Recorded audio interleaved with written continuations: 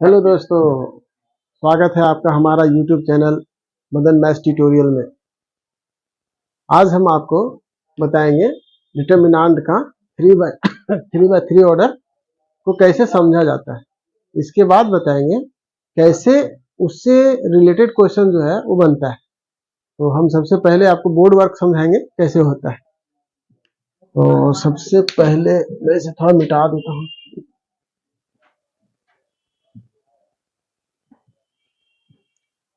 देखिए, ये आज हम लोग सीखने जा रहे हैं डिटरमिनेंट ऑफ ऑर्डर 3/3। ये कैसे बनता है, कैसे उसको एक्सपेंड करते हैं, ये सारे बातें आपको हम बोर्ड पे समझा रहे हैं। तो सबसे पहले एक स्क्वायर मैट्रिक्स ले लेते हैं। और square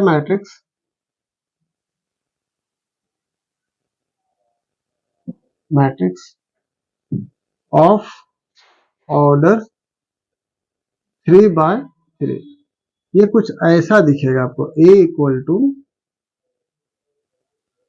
A11 A12 A13 A21 A22 A23 A31 A32 और A33।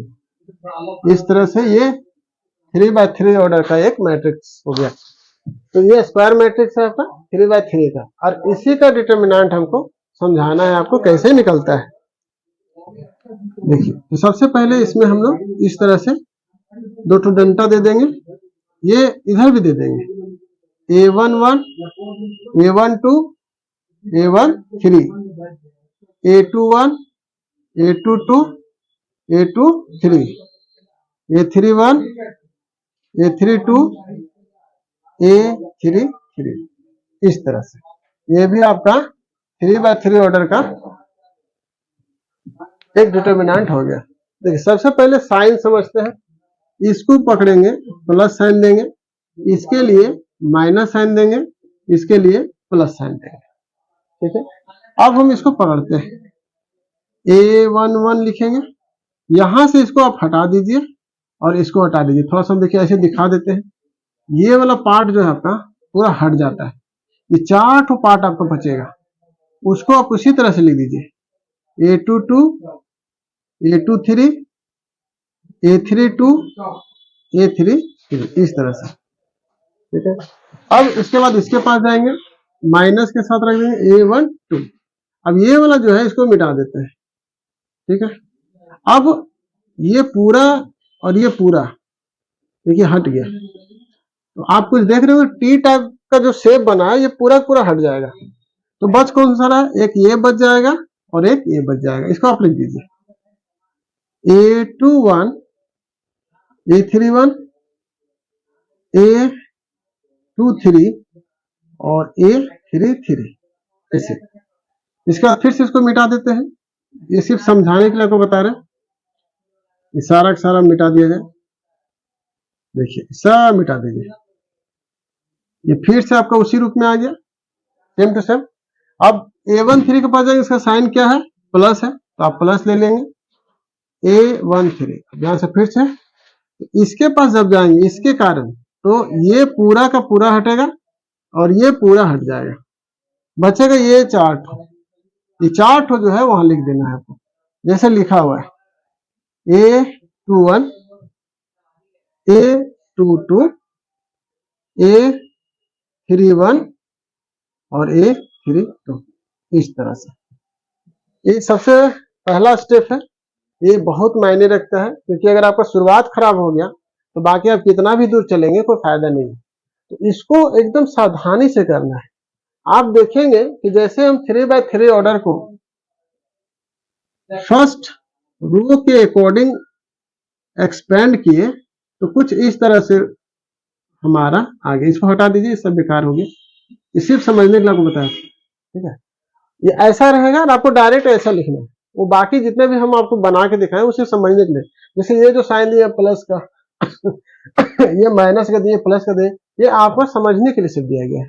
आपको करना क्या है, इसको आप दिमाग से हटा देंगे, इस तरह से मिटा दीजिए। सारा सारा ब्रेन में करना है आपको। प्लस लिखेंगे इसके लिए और इसको हटा देंगे, इसको हटा देंगे, ये दोनों का दोनों जो है आप इसको लिख देंगे।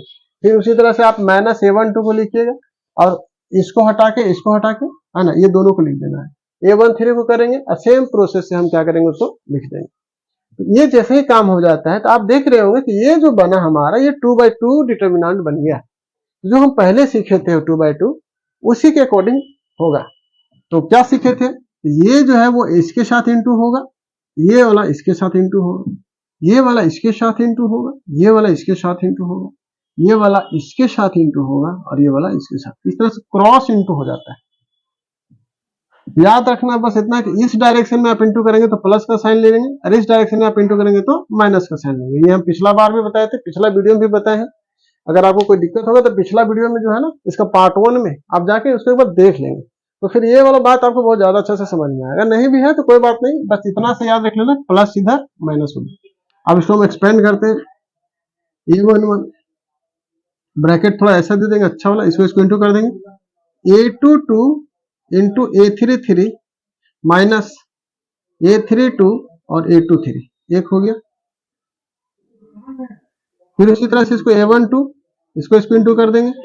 A21 into A33 minus A31 into A23 एक और स्टेप आ गया, plus A13 A21 into A32 minus A31 into A22। इस तरह से आपका ये पूरा एक्सपेंड हो गया, ठीक है। और ऐसे ही ये बनता है ना। ये आपको मेन हम बता दिए। बाद में हम आपको ये भी बताएंगे कि प्रॉपर्टीज ऑफ डिटर्मिनेंट में कैसे हम किसी भी रो या किसी भी एक कॉलम के अकॉर्डिंग इसको एक्सपेंड कर सकते हैं। तो आप देख सकते हैं कि आपके पास 3 ठो रो है और 3 ठो कॉलम है। कहने का मतलब एक्सपेंशन जो है हम 6 तरीका से कर सकते हैं। पहला रो के अकॉर्डिंग, दूसरा रो के अकॉर्डिंग, तीसरा रो के अकॉर्डिंग, पहला कॉलम के अकॉर्डिंग, दूसरा कॉलम के अकॉर्डिंग और तीसरा कॉलम के अकॉर्डिंग।